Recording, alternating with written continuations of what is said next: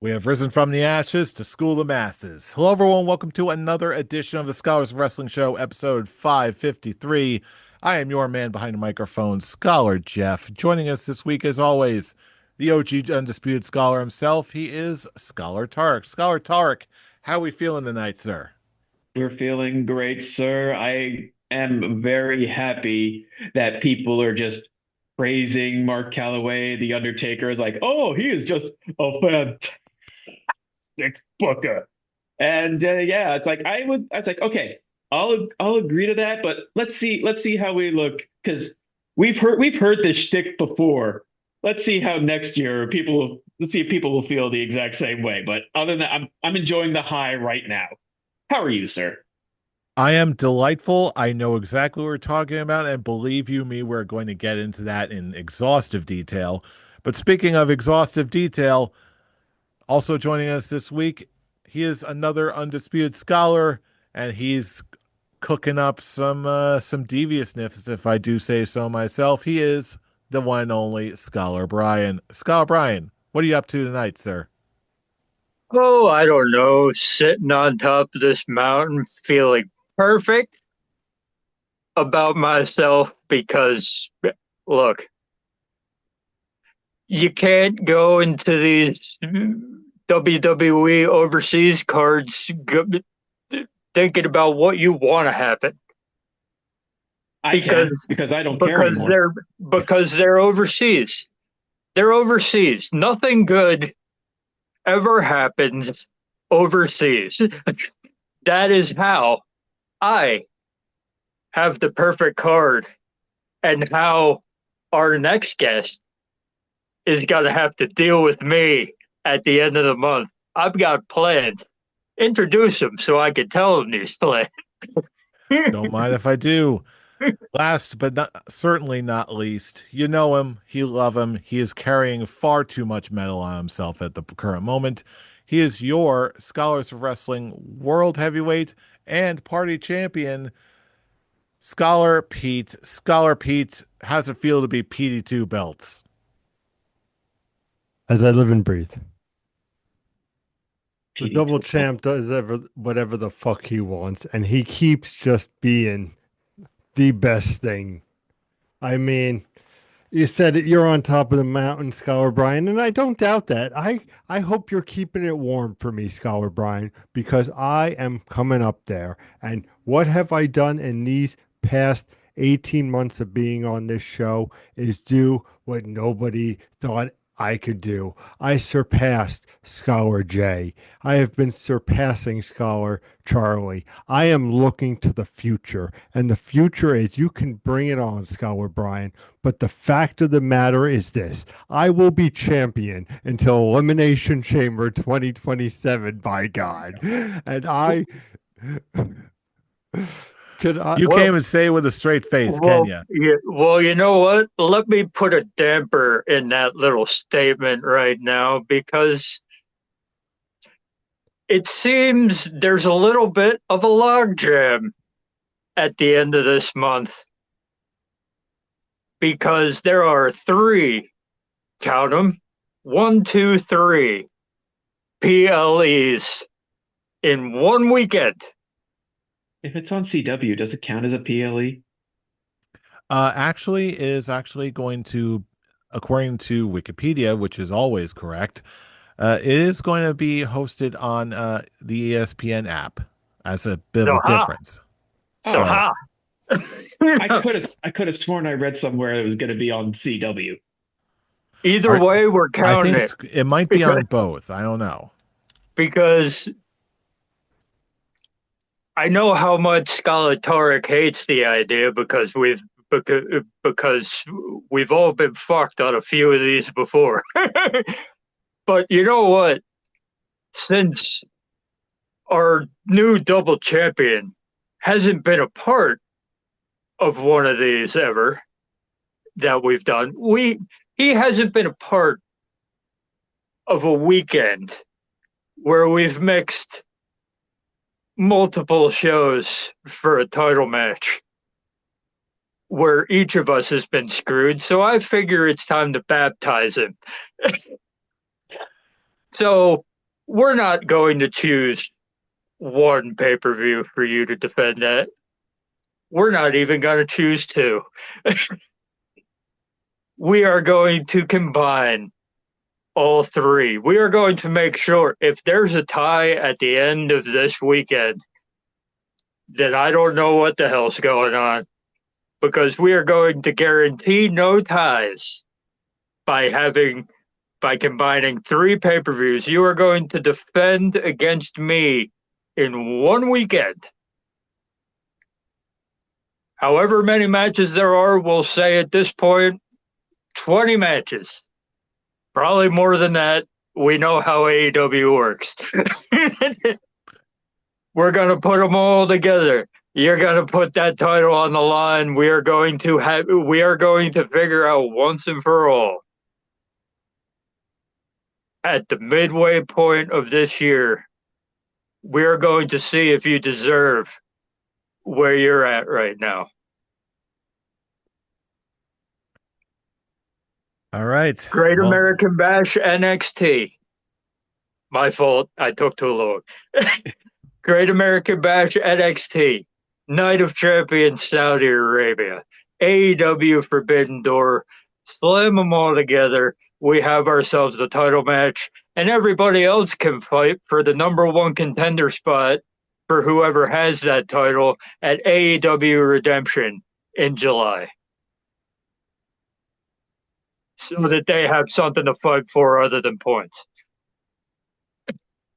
seems like quite the gauntlet laid down. Pete, what say you? That's an interesting idea, Scholar Brian. And I will continue my dominance of defending this belt against each and every one of you, single-handedly and together. I did it and retained against Scholar Charlie. So I was going to throw out the challenge to Scholar Jeremy for the title at Forbidden Door. Which would have been fun, except I screwed up all of your plans with my perfect card. which But is which if you haven't been paying attention, is what I've been doing for the past 10 years on this show. So you should have 10 known years, this was wow. coming. Yes, that is a Yeah. real statement. How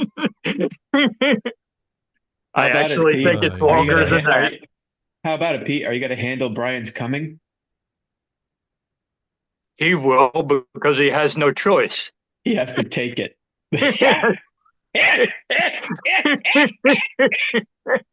let me tell you something, boys. If because of the perfect card, if I do have to defend the belt, I will defend it.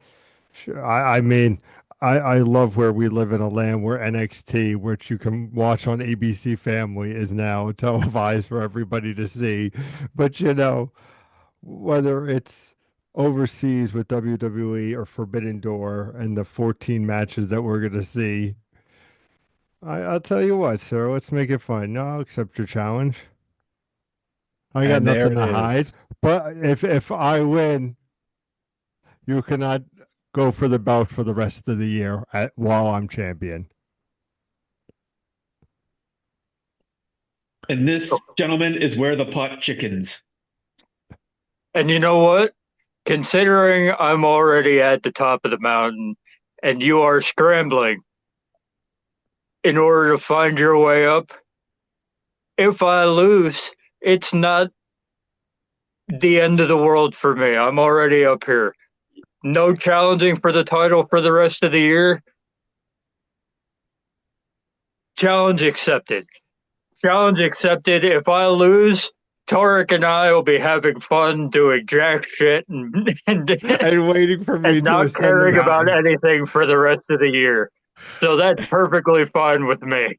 Let's go. I will happily I'm so delighted to see these stakes. I love them. But for now, until Now we it's time get for to some that garlic point, butter.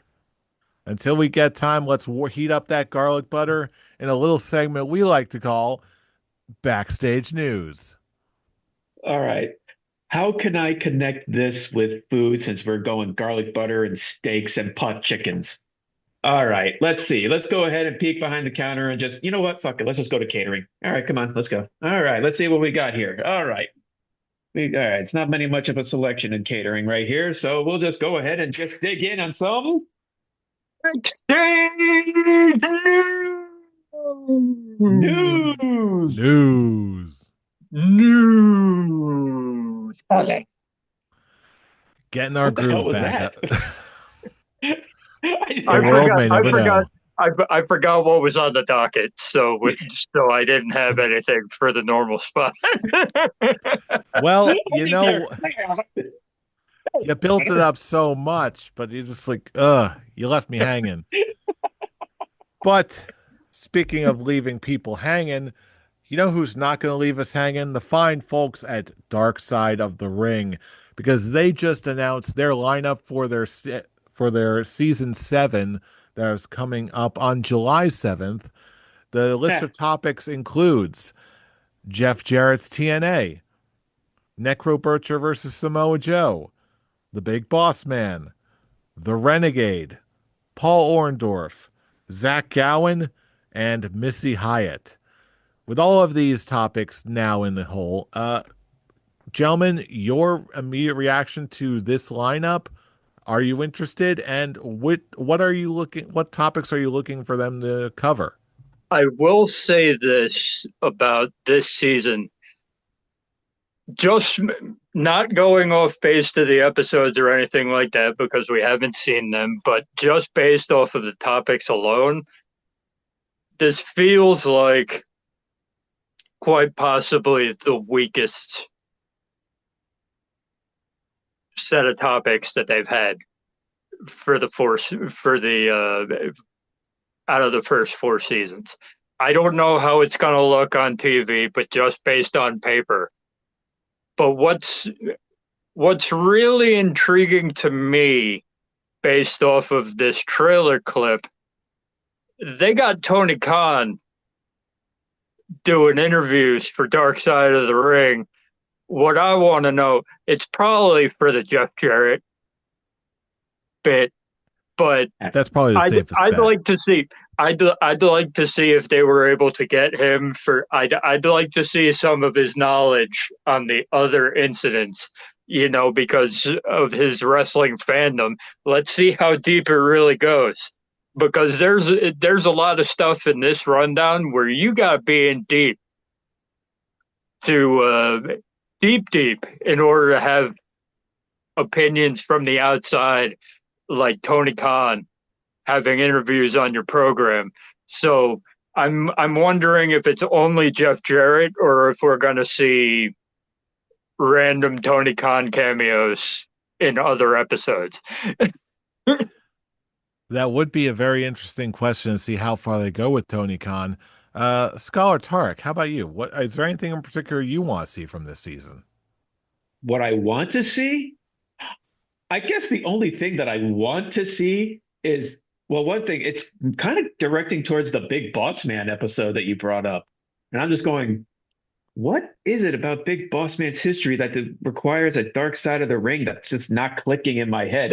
From what they're talking about in the trailer, Oh, it's I the haven't seen the hanging, trailer. and well, they're talking about the hanging from Okay, the hanging, in the the Hell in a hanging. They're Cell. probably going to talk about the was it Big Boss Man and the Big Show? Was Big Boss Man doing that Yeah, it was Big Show with his dad. Yeah.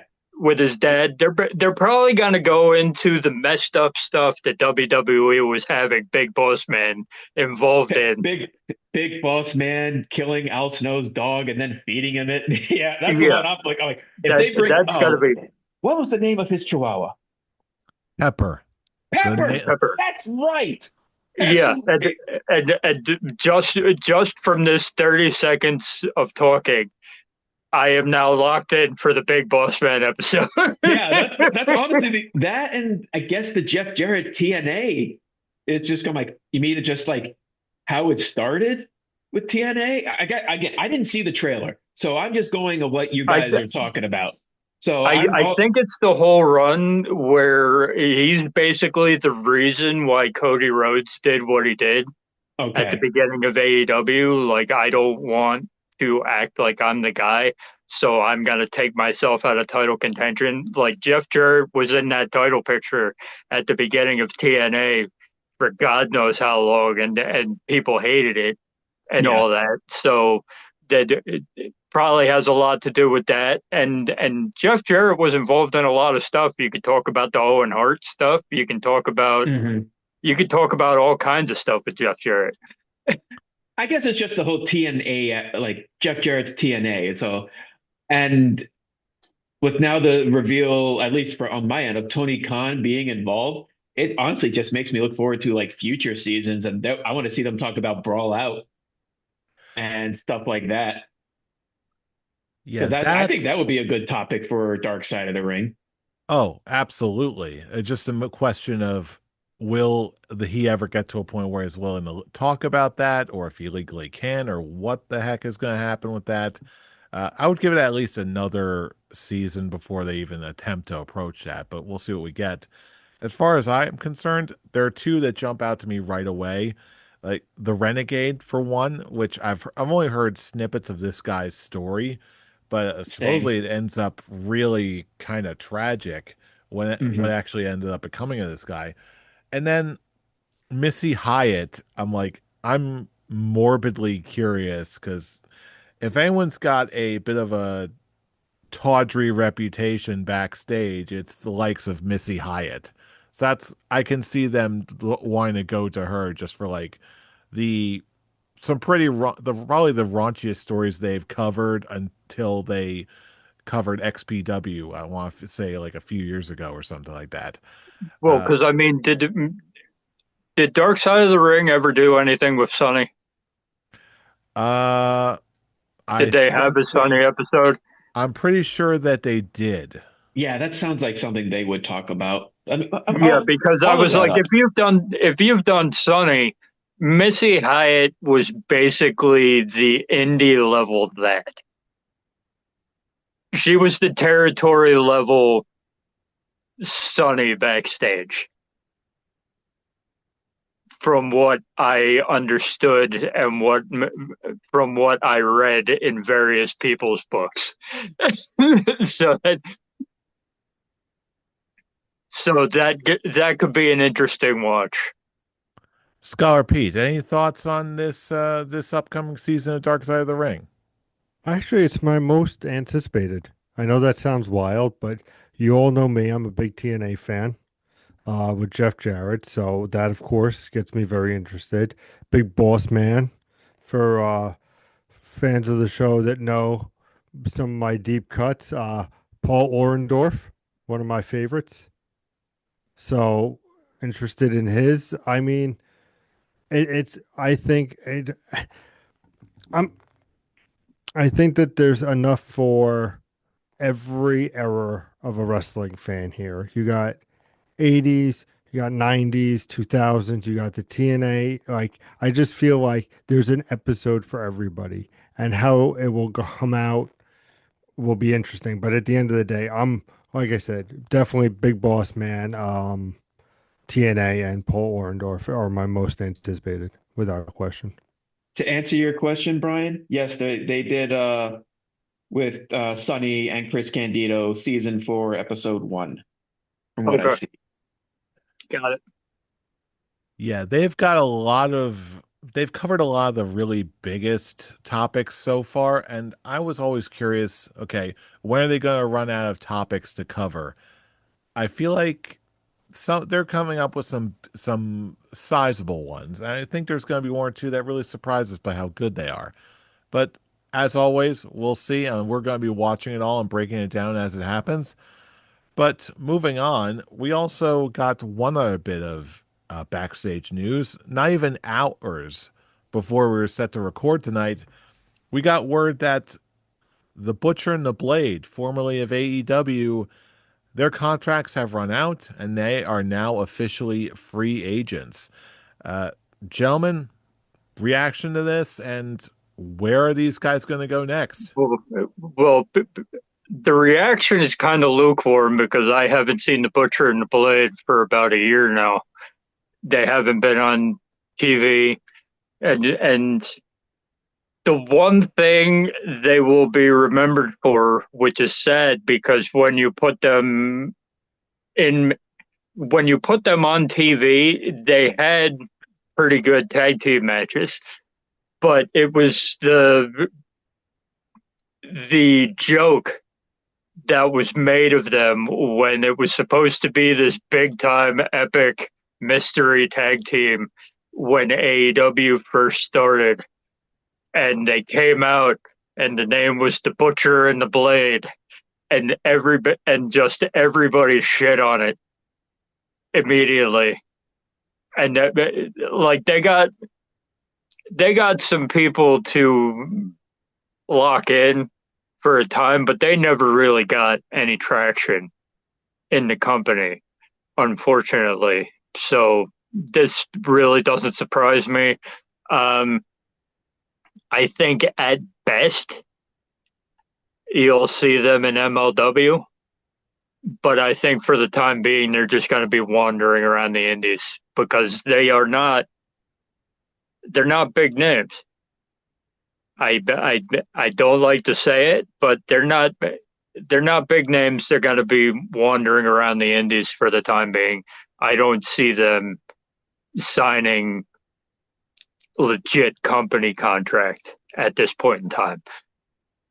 I agree with that. I like the Butcher and the Blade because during their time in AEW, they were definitely good. They were a good team to throw in for those party matches, and and they were really good at it. They were putting on some really fun stuff in the early AEW years. Um, I agree with Brian. I don't see, even though the whole news of WWE trying to revitalize their tag team division, I don't, and trying to get teams like FTR and whoever back to help with that. I don't see Butcher and the Blade being one of those teams that they would try and call. I'll be surprised and be like, you know what, good for them if they actually do get like some kind of offer for like a year or two for WWE just to help their tag team division. But I don't really see anything coming out of it. Also see them just going in indies, making appearances and all that. And it's not nothing against them, but I think they could just flourish in the indies. I think they can make a Matt Cardona kind of deal where they they make more money in the indies than they do on the contract. Hmm. I think they can pull that off. Yeah, I almost hate to say it because I actually really like the Butcher and the Blade, but unfortunately, I've always it's one of those cases where I always wanted to like them more than I ever actually did, just because they were on TV a lot. Obviously, I know we've seen them more than once when we went to live AEW shows, rather, but they always just seem to be presented as second tier, I guess. But Just there's still extra a lot to bodies. like. Yeah, I feel like they haven't really, at the time when they were the most active, AEW really hadn't perfected its flow of talent, if, Hmm. if that makes sense just yet. So as a result, some teams had to take a hit, and the Butcher and the Blade more often than not would be that person. So at this point, yeah, I don't see them going for any one specific company. I can just see them. I don't know if they're going to have the amount of success that Matt Cardona did, but I can see them busting their butts and making a good appearance for themselves on the Indies. Uh, Pete, any thoughts from you? What do you got? Well, growing up in Quebec, Canada, I love watching these guys. They were just such a pleasure to watch. But it's what you boys said is true. Um, they're going to be on the Indies. I think that they'll do well on the Indies. Hopefully, then that will lead to maybe like a TNA contract and maybe like a resurgence. We were bringing up Matt Cardona, like who knows, like. You know, like the indies are something to reinvent yourself, and Zack Ryder did it where everybody was laughing at Zack Ryder and the character, and he had his moments, the IC title at WrestleMania, but he still became Matt Cardona and became a big thing to where WWE changed his name. But with the Butcher and the Blade, I think them being going to the indies and just having that credibility also of being an a former AEW star. A lot of indie wrestlers can't say they work with a major promotion, so I think that's just going to help their stock. And I wish them the best. I hope they make great things from it. I do wish they at least held the tag team titles in AEW, even as transitional champions, at least just once. Like when you brought them in as the big time surprise tag team, Hmm. where everybody at that point in time hated it because they're like, "Who the hell are these? Butcher and the Blade? What the hell are we talking about?" I'm like, if you bring them in that big, slap something on them for a time, not too long. It's the tag team titles. You've been throwing those things around a lot in recent years. Yeah, I think he could have allowed like a 2 month reign for Butcher and the Blade, but it is what it is.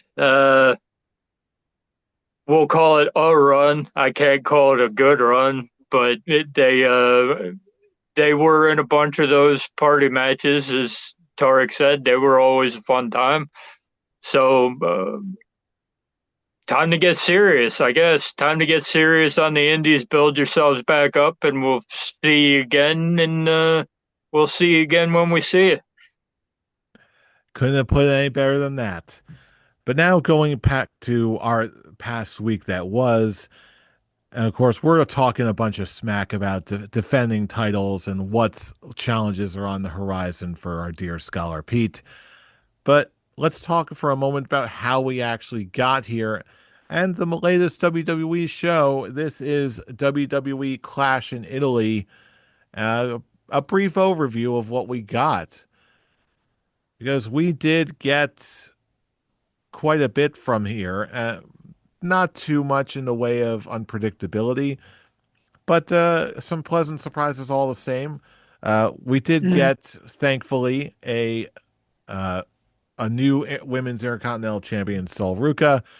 I did not see Brock Lesnar actually beating Oba Femi, but I guess that will continue. We got Rhea Ripley beating Jade Cargill, Cody Rhodes beating Gunther, and Roman Reigns defeating Jacob Fatu. All in I'll all, go ahead. I will say this. This show was exactly what I thought it would be when we started predicting it, which is why I was able to get the perfect card. The WWE played it safe because they were overseas in Italy. We're not going to take any chances. We're going to play this as an exhibition. And what comes to your head, they're going to do. It's not what you want, but it's what's going to happen. This show coded.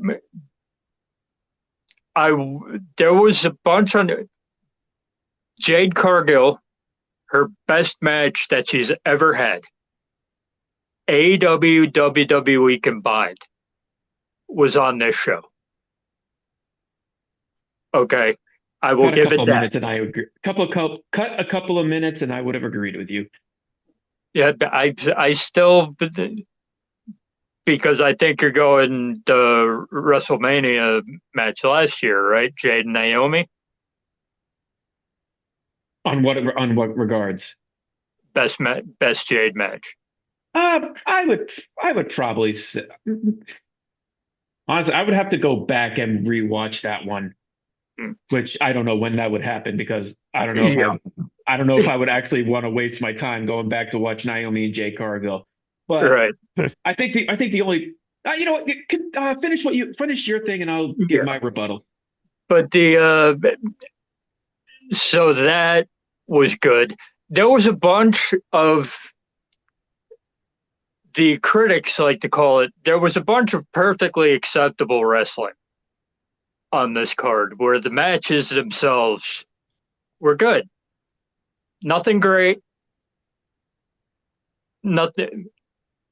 There were four matches that were good, not great, not bad, good, perfectly acceptable watches. Could have gotten a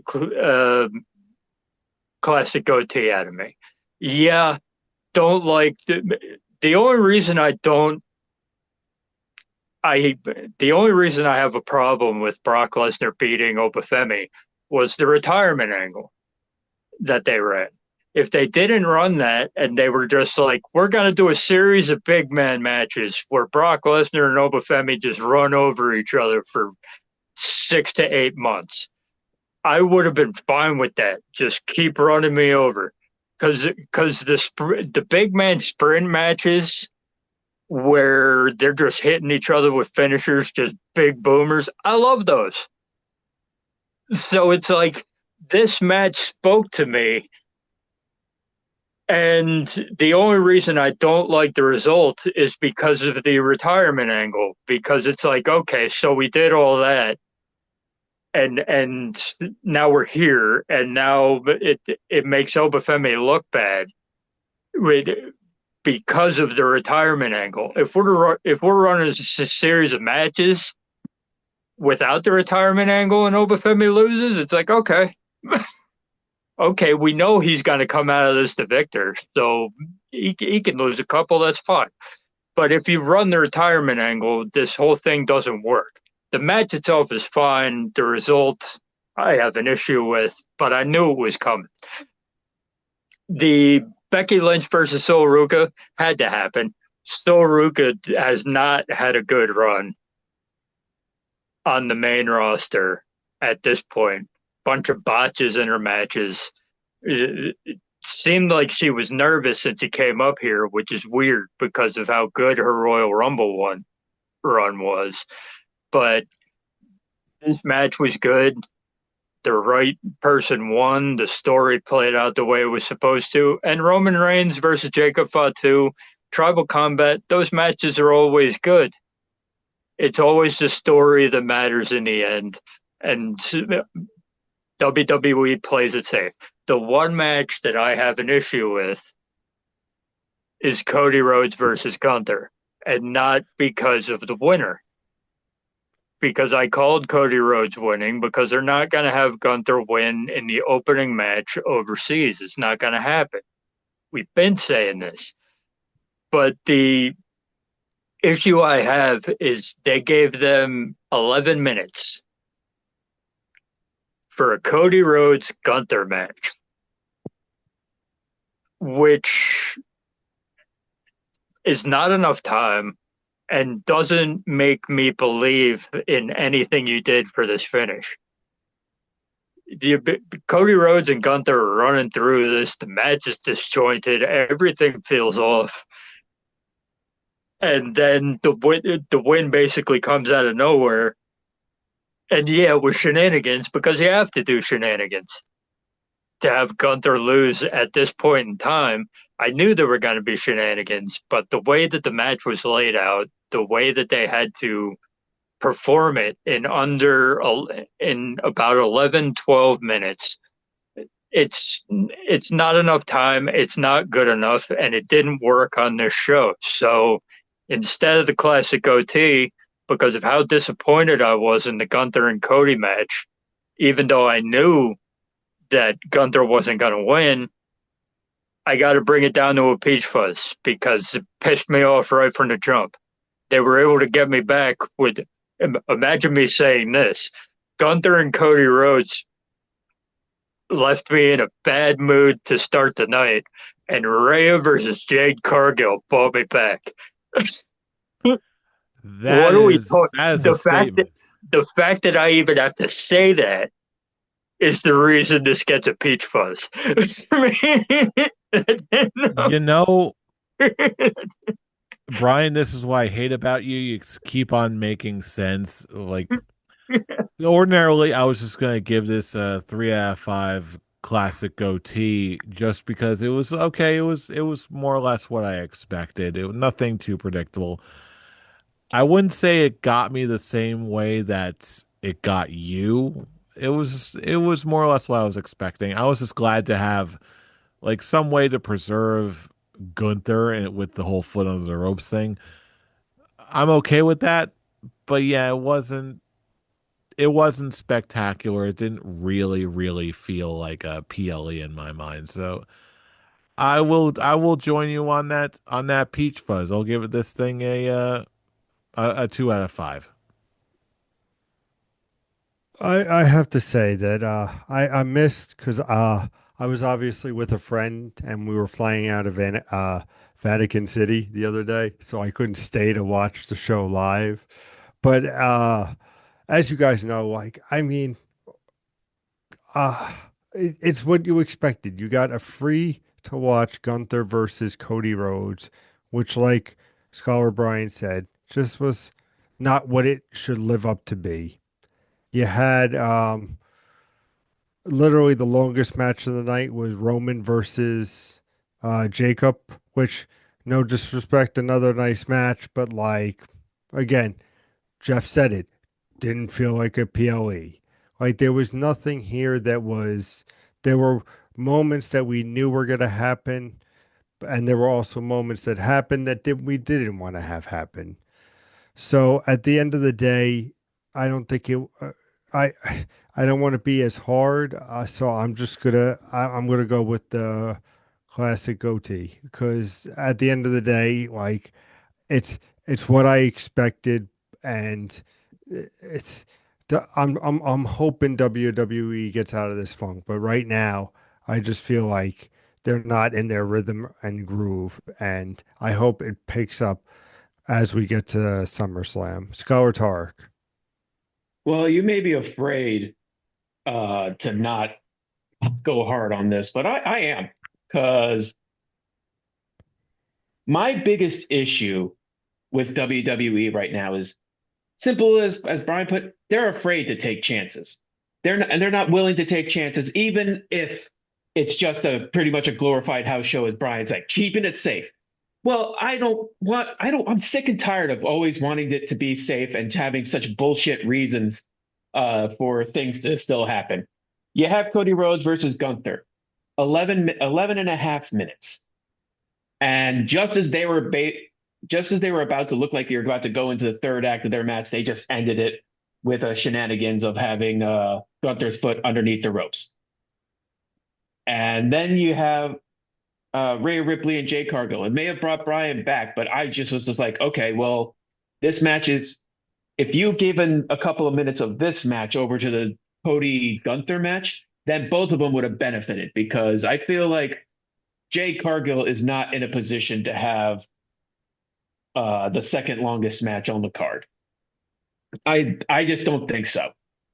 And with Brock Lesnar and Oba Femi, it's a similar situation with Cody Rhodes and Gunther because both Oba and Gunther are on momentum swings from the beginning of the year to where we're at now.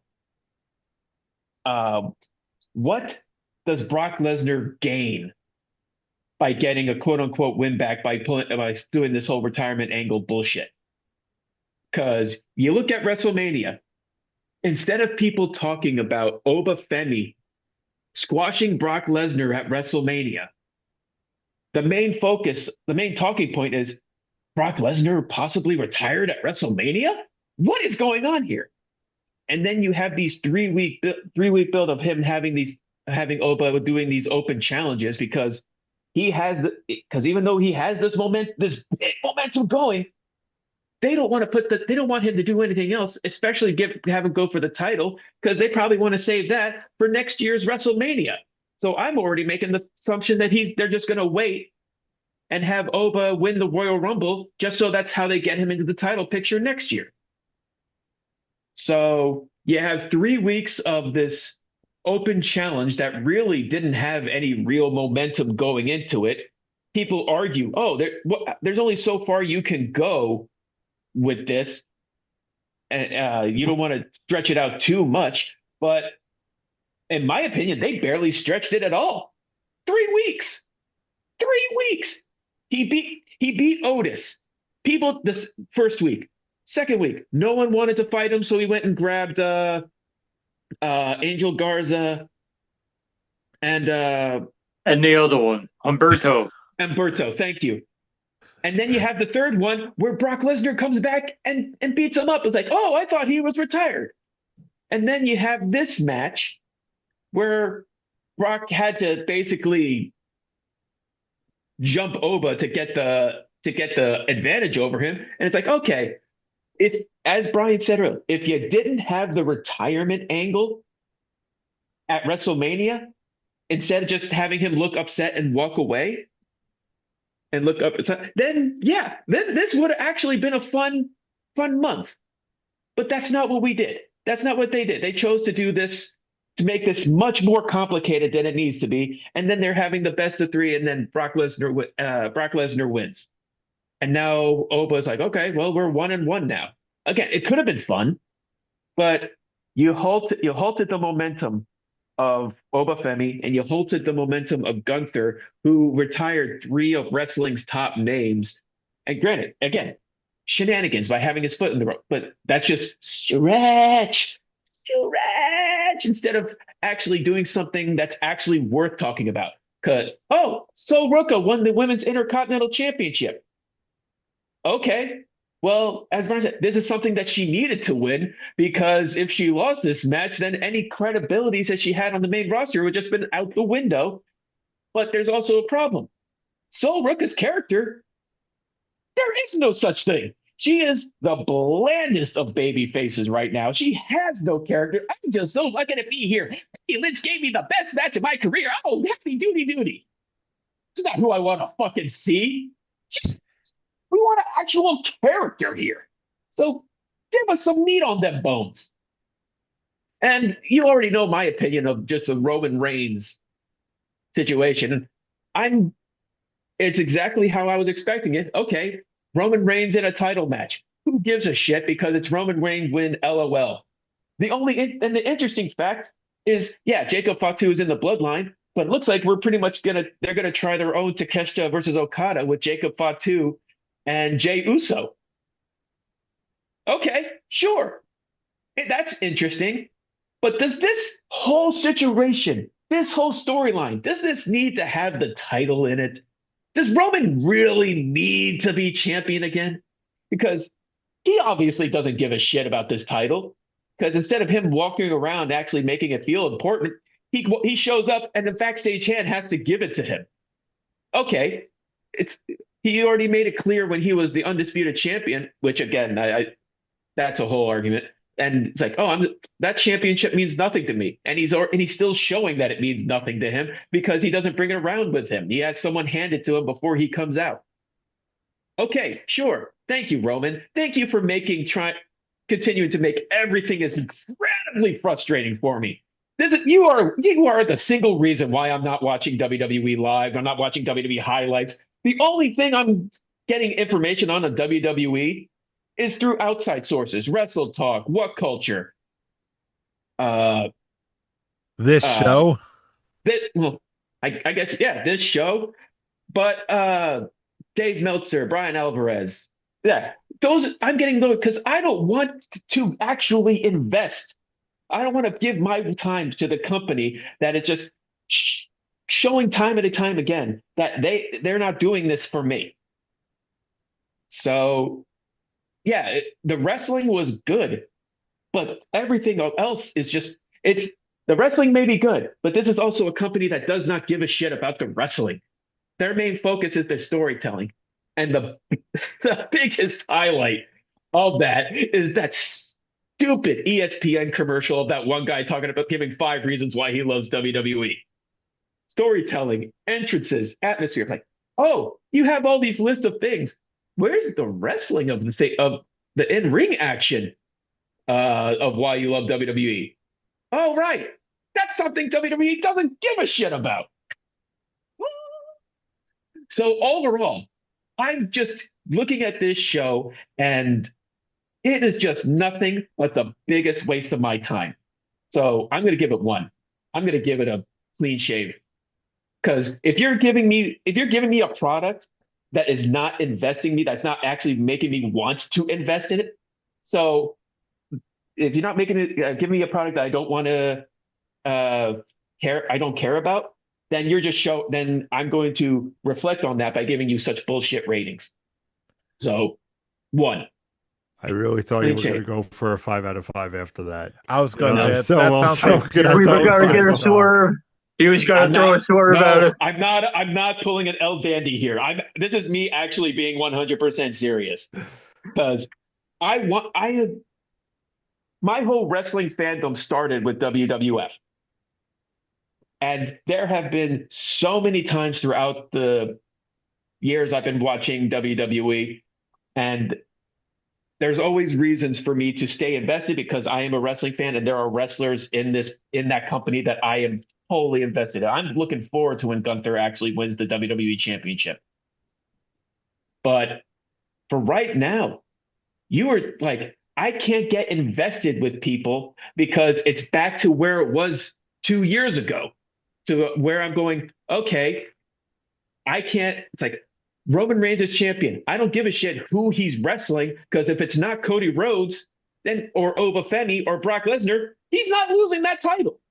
So I don't care. I don't care about what's going on right now. I don't care about like what Nick Khan says, what uh Ari Emanuel said.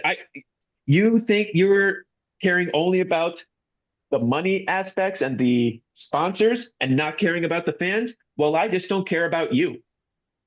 And until you actually can unless Paul Levesque can give me something that I could sink my teeth into and it's just nice and juicy, then yeah. But until then, you're just getting the biggest middle finger from me and just continue it. One, get me back in vet, get me back. I want to go back. Give me something to come back to. And the most ironic part of this whole thing is immediately after that, we got just that, just in AAA. Oh no, that was the night before. Oh, was it It whatever? was it It's was Saturday, and Italy was what it, Sunday. That's why yeah, we were so I pissed.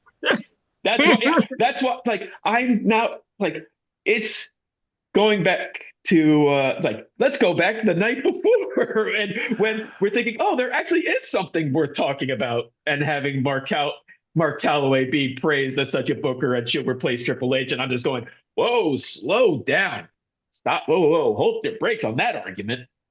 yeah, we are of course talking about this match that the entire wrestling world seems to be talking about, and for good reason. The mask versus mask match between El Grande Americano and the original El Grande Americano. I I think this is why I got confused because I actually went back and watched the replay after Clash in Italy. So that's Mm-hmm. hence my confusion. But I went back and like I was mystified.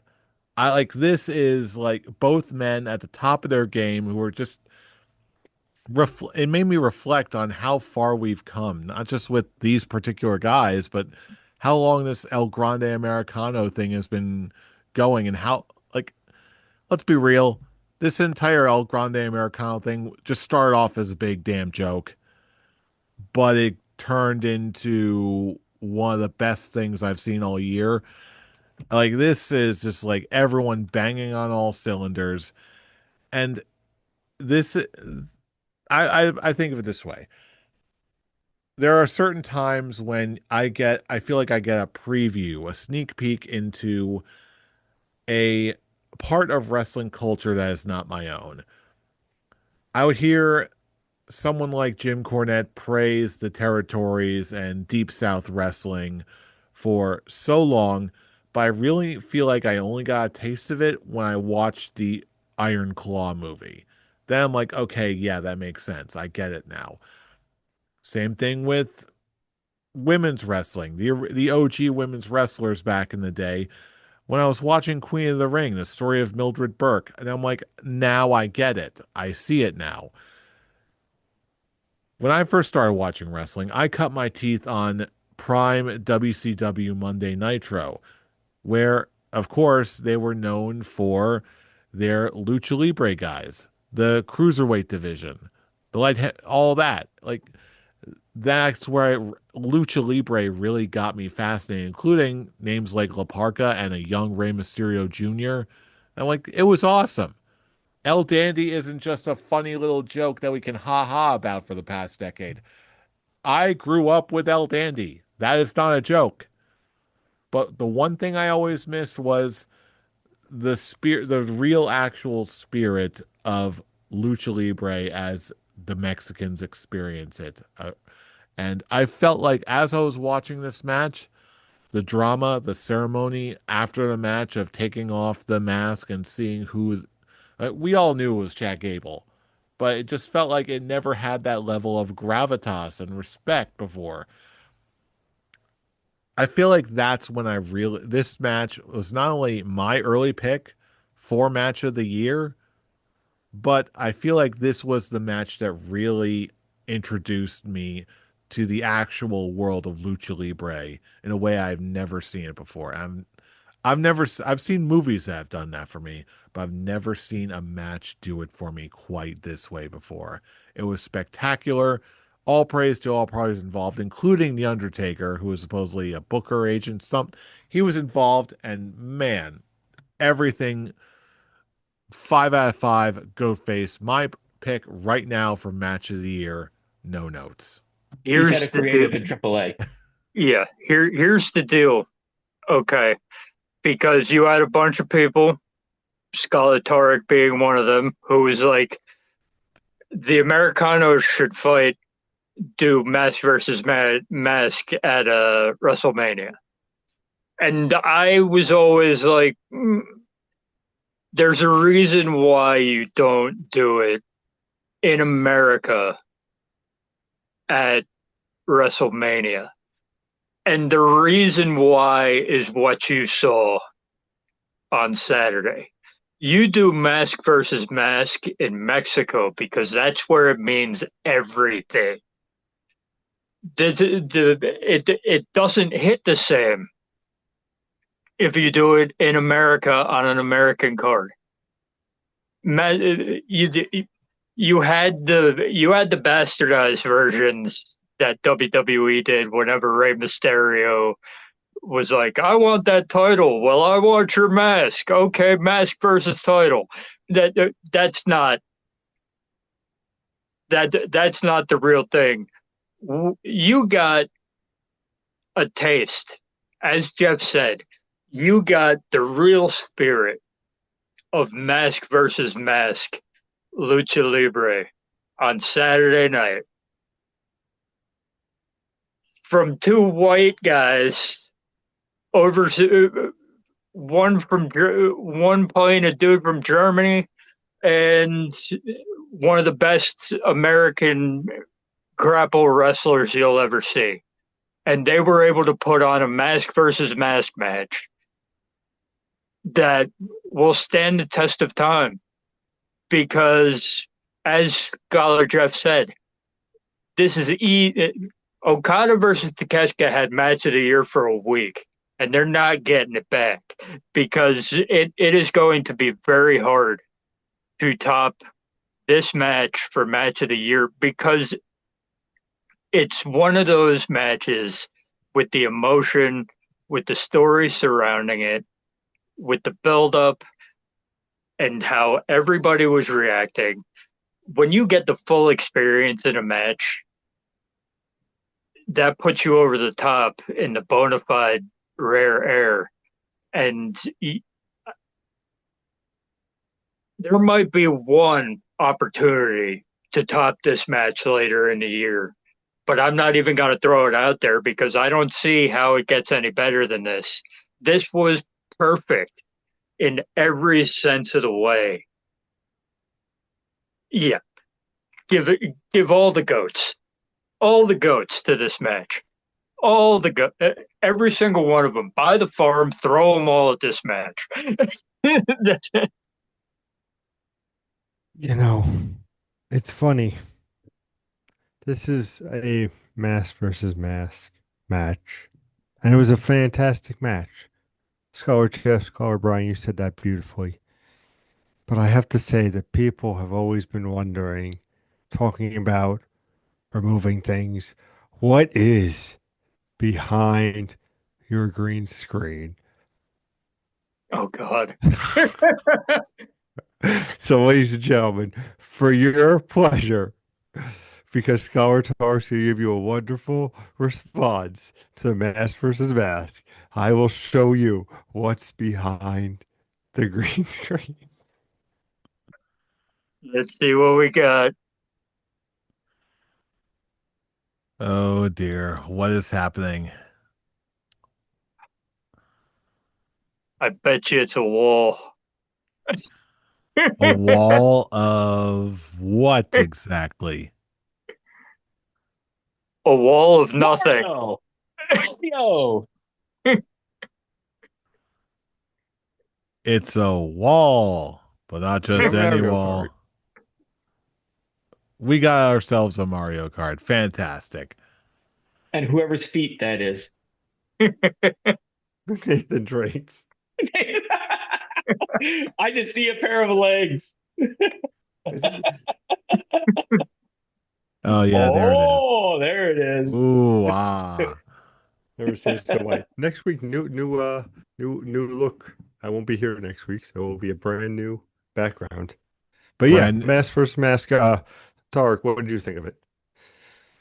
Oh, it's like I said when I after I watched it and I just put a message in our chat. It was Chef's Kiss.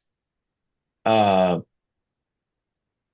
it was it was pretty much everything that you're wanting in a wrestling match. Just the story being told in the ring, the story being told out the ring.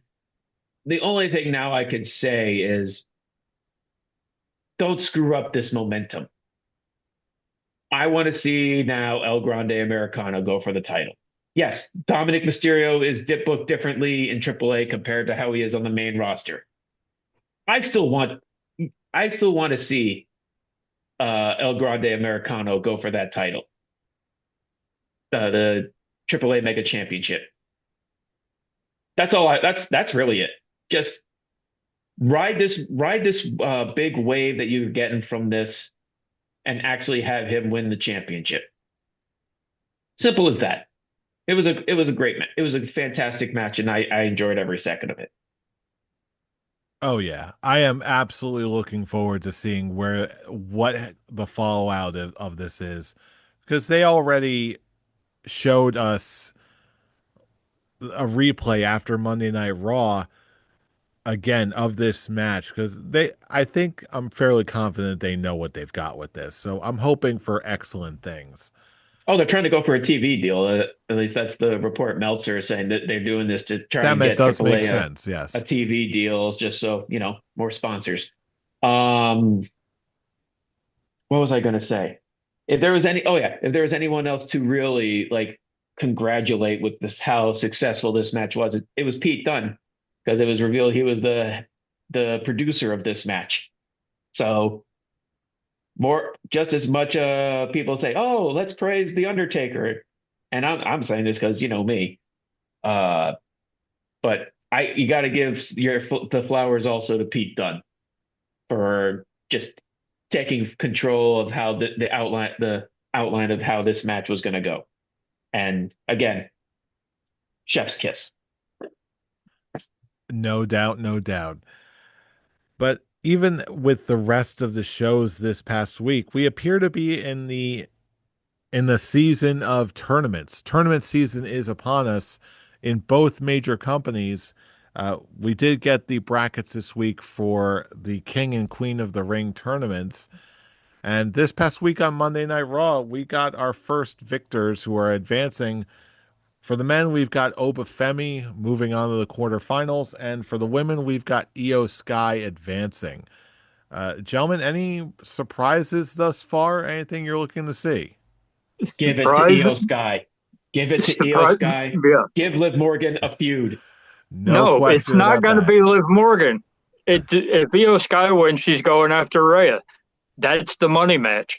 The money match is Io versus Rhea. They're going to run it at SummerSlam. Either way, you have to have Io win the Queen of the Ring. There's no doubt about it. And reading on never trust a dirt sheet, I understand that. But apparently WWE hasn't confirmed the winner of the male King of the Ring yet, and they have three, count them, three names that have been brought up. Uh, there's two, and one should definitely win, and one is acceptable at best. Okay. The only two who really make any sense whatsoever for the male are Obafemi and Seth Rollins. If you're not going to have Obafemi win it to so he can finish off Brock Lesnar at SummerSlam, then you got to give it to Seth so we can run the blow off Sure. Seth Rollins versus Roman Reigns match that they've always tried to have on a major pay-per-view, but someone's always been hurt. They're trying So their damnedest to try and catch up with Randy Orton and John Cena's. How many times can these guys fight each? yeah. Yeah, So it's because we like all those are loved the that only last two that make time.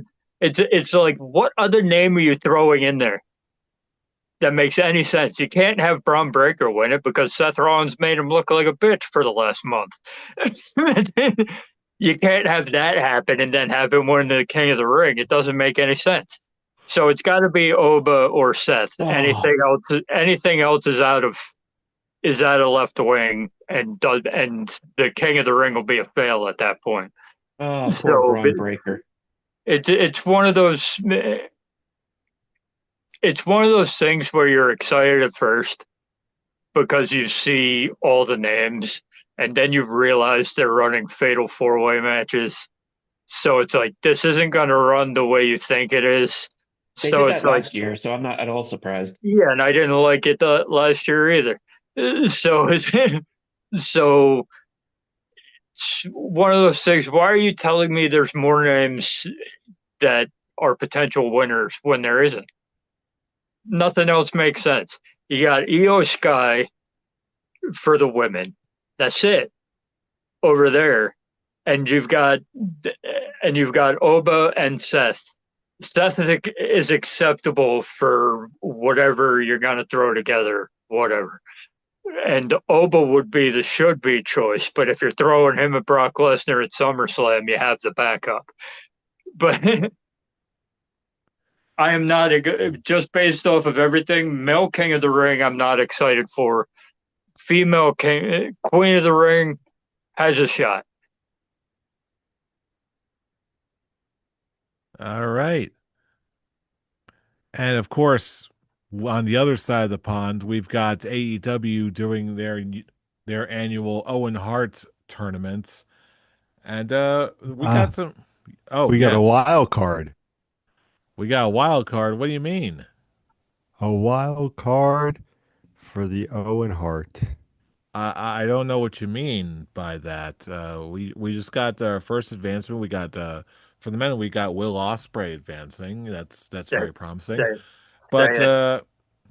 yeah, we've for the women's we got a wild card entry. I didn't quite catch who that was supposed to be. Pete, did you happen to watch this? Absolutely. I sent it in the chat. Y'all know what time it is, Scholar fans. It is Mercedes coming back boogie. As a face now. My finals is now in place. I called her as the wild card from the moment that it happened. It sucks that Willow Nightingale had to get injured, but we're throwing out all these possibilities. There was only one real person it was going to be because she was going to be coming back at some point because she's got big doings apparently at All In. But yeah, that locks in my finals of Mercedes versus Athena, and then the win can go either way. No, no, it's going to But be Mercedes Monet versus Tekla for the women's championship. At all in. at all. Yeah, Yeah, but that's the match at it's like Wembley. that. But it was like you were throwing out Jamie Hayter, and I was like, it's a nice thought. It's a nice thought, but Man, you just are just wanting to pile on me this entire episode. He's like, oh, Jamie Hayter. No, it's not going to be that. Oh, why can't El Grande Americano be at WrestleMania? No, Jesus, what did I do? What did I do to hurt you so much? Hey, I am never this right while you are. This is weird ground, so I don't really know how to navigate it. Hey, all I know is that We're this may be predictable, but I'm really liking the matches that are coming out of this. So I'm just sitting back and like enjoying the wrestling matches. I don't know about you. Yeah. It's like Tarek and I are normally in lockstep, but this last couple weeks has been Well, you know what? There is indeed a first time for everything. But yeah, even though we're going to get some fairly, I think a lot of us are able to predict how these matches will go, who the eventual winner is going to be. But in this particular case, I don't care. I trust AEW with their match quality way more than I do WWE right now, or at least the match length for whatever that's worth. But ultimately, it's going to be a whole lot of really fun matches coming from a really fun tournament. We're going to enjoy this for several weeks to come. Uh, how about we close out with this? I think we've established that a lot of us are really, it's pretty clear who's going to win this, and both tournaments from both companies, rather. Here's a little Scholars Quick Talk to close us out. Are there any matches you think that might surprise us a little bit, even if the ending and the ultimate winners are pretty much written in the stars? Is there anything you think is going to surprise us or catch us off guard that in a pleasant way? Any I thoughts on don't that? I don't know about surprises, but I think Mercedes versus Persephone, which is going to happen in the semifinals, I think that might be match of the women's Owen Hart tournament. I think I I think if they give that enough time, that might be the actual best match of the tournament. That could be interesting, especially when we've already seen. See, AAA is obviously, for like we've been talking about, on the tip of everyone's tongue lately. And Persephone does have some sauce. I wouldn't be shocked if they do what you're saying and they give Persephone and Mercedes some time to breathe and they produce something that'll end up stealing the show. Scholar Tarek, how about you? What do you think? Surprises? I don't really see anything. I think it's just more looking forward to Osprey versus Swerve in the finals. That's really it. Just more continuing of the whole like this whole tournament is just Will Osprey's redemption. And they're pretty, like I said, they're pretty much pulling the Hangman Adam Page story aspects of last year and giving it to Will Ospreay, but just having the fit for the character journey that they are going on. And this one first taking down Mark Davis, and it just an incredible match on Dynamite.